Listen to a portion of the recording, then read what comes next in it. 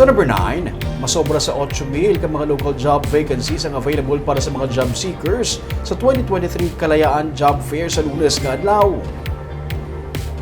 May masobra naman sa 1,200 ka mga trabaho abroad ang pwede nga ma-applyan. Sunod sa Department of Labor and Employment, may 51 ka mga local companies sa magapakigbahin sa job fair nga ila igasakdag sa SMCT sa Bacolod sa Lunes. Ila ginahaylo ang mga job seekers nga magpa-pre-register na nga daan sa link nga ila ginahatag sa ilang page agud to mas mangin madali. Ginapaabot man ang pag-hire on the spot sa mga qualified applicants. Ginapahanumdum ang mga job seekers nga magdalasang nagakaigo nga dokumento nga nagalakip sang ilang mga resume kag ID.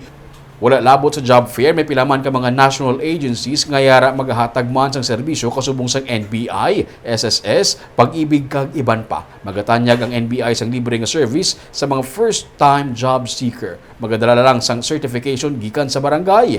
Pati gayunon man ang pagpanagtag sang tupad assistance sa 1,234 ka mga beneficiaries gikan sa Silay City kag Bacolod.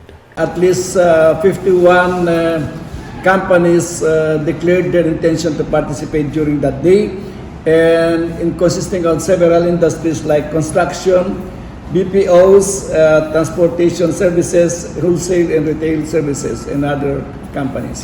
So what do the job seekers do, sir? They just go there and they bring their resume?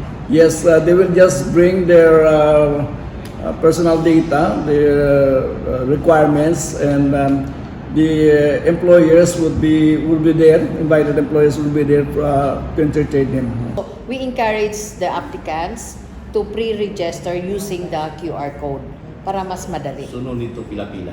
Hindi na magpila. Magpila na siguro pasulod. Okay. Pero it won't take their time.